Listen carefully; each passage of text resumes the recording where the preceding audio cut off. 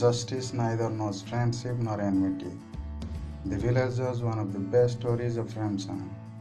The tussle between friendship and justice is beautifully shown in this story. At different times, two friends each serve the village judge and the panchayat, the village court, and are required to judge the matter that concerns the other friend.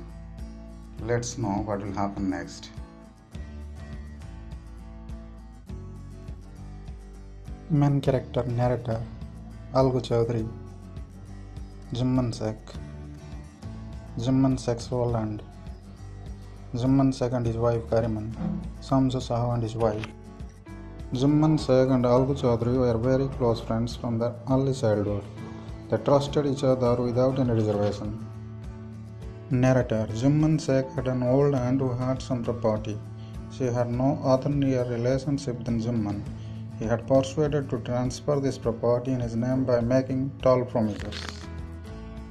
Narrator So long as it was not done, the aunt had been treated with great respect and many tasty dishes. Narrator But when the property was transferred, all kindness vanished. Now the poor aunt had to swallow bitter words every day from Jumman and his wife Kariman. The aunt listened to all this for a few days, and when she couldn't bear it no more, she complained to Jumman. "Aunt, son, I can't carry on like this. You pay me a sum regularly, I shall set up my own kitchen."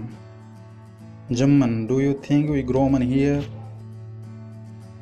Narrator Aunt was offended. She threatened to call the panchayat. Jumman, why not? Call the panchayat by all means. Let things be decided once for all. I don't like this everyday quarrels. Narrator Several days after this, the old woman ran from village to village with a stick in her hand to support her. Most of the people didn't hear the story of the poor woman with care and didn't offer her any comfort. Narrator Finally she came to Algu Chaudhary's door. "And, son, you should also come to the panchayat meeting." Algu, I shall come, but I won't open my mouth. And, why, son? Algu, my will. Jumman is my old friend. I can't go against him. And, son, won't you stand up for justice for fearing of losing your friendship? Narrator Algu had no answer to this question, but these words were echoing in his mind. One evening the panchayat gathered under a tree. And, members of the panchayat, it's 3 years now since I transfer all my property in the name of my nephew Jumman. Jumman had promised to feed and clothe me till my death, but I neither get enough to eat nor to wear. I can stand it no longer. I shall obey the panchayat order without question. And, Jumman, choose your panchayat. Jumman, don't force me to open my mouth. You have complained. Choose whomsoever you like. And, son, fear God. Members of the panchayat, don't take sides. And if you don't trust anyone, let it go. Hope you trust Algu Chaudhary. Come on, I choose him as my panchayat head. Narrator Jumman was delighted. Jumman, let it be Algu. But aunt, you know that Jumman is my close friend. And, son, no one sell his conscience for friendship. God resides in the heart of a pawnee. Whatever the pawn says is the word of God. Algu, Sheikh Jumman, you and I are old friends. We have helped each other on many occasions. But at this moment, we are not friends. You and aunt are equal in my eyes. You can put forward your case before the panchayat. Narrator Jumman was sure that he would win the case. Algu was saying all this for a public show.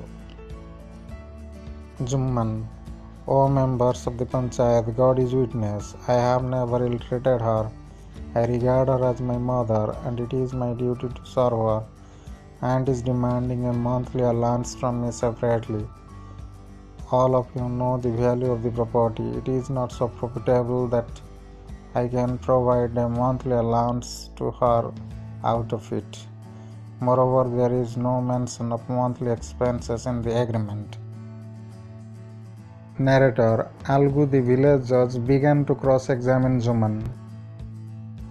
Narrator: Every word he said was like a hammer stroke on Juman's chest.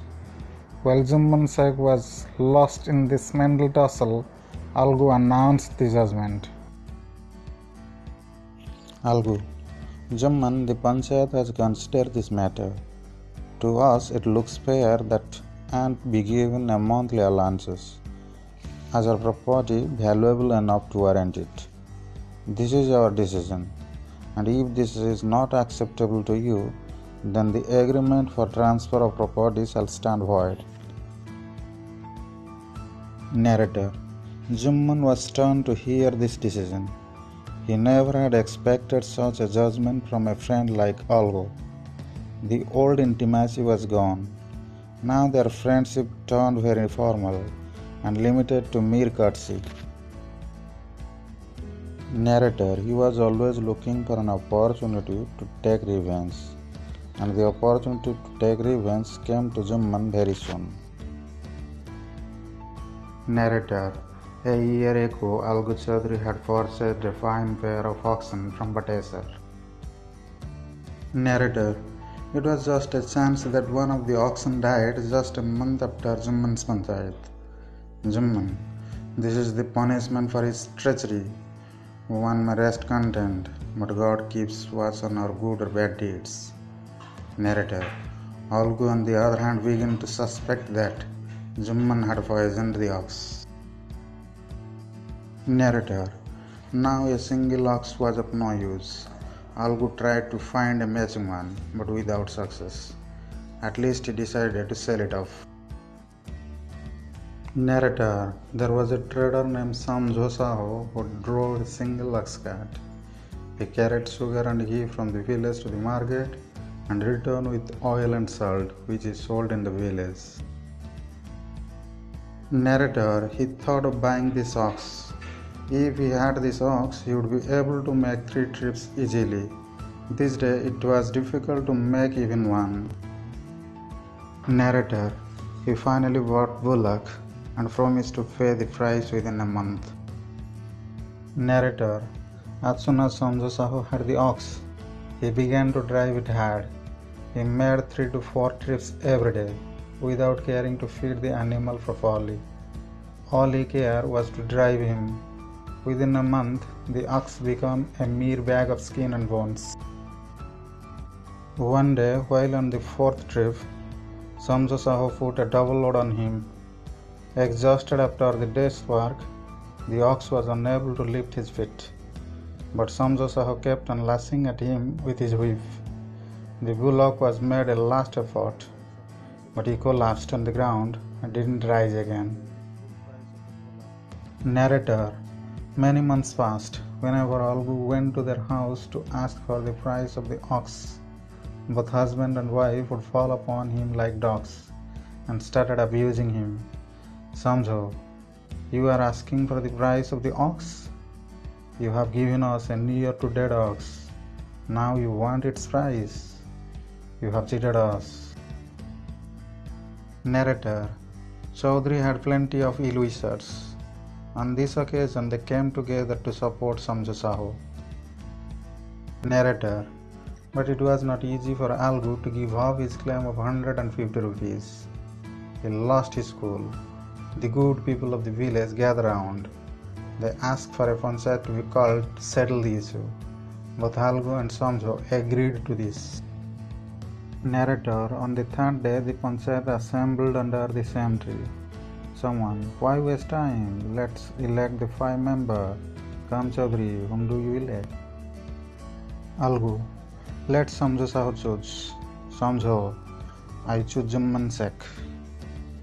Narrator: Juman Sek also became conscious of such a responsibility the moment he assumed the high office of the Sarpanch. Juman: I am now a judge. Whatever I say will now be the voice of God. It mustn't deviate even a tiny bit of truth. Narrator: The panchayat began to interrogate both the parties, and finally Juman gave the judgment. Juman, Algu Chaudhary and Samjo Saho, the elders have considered your case carefully. Shamsa should pay the full price of the bullock. The ox only died because he was forced to work too hard and was not properly fed. Narrator Algu Chaudhary was overjoyed. Algu, victory to the Panch Parameswar. This is the justice. This is not the work of a man. God himself resides in the Panch Parameswar. It is his doing. Who can prove the wrong as right before the Panchayat? Narrator After a short while, Jumman came to Algu and embraced him. Jumman, brother, after you gave your judgment against me, I had become your sworn enemy. But today I have realized that while sitting on the seat of the justice, you are no one's friend or foe. You cannot think of anything except justice. Today I am convinced that God himself speaks through the voice of the Panchayat. Narrator Algu began to cry. His tears washed up the bitterness that rankled in their hearts. The withered plants of friendship had become green again.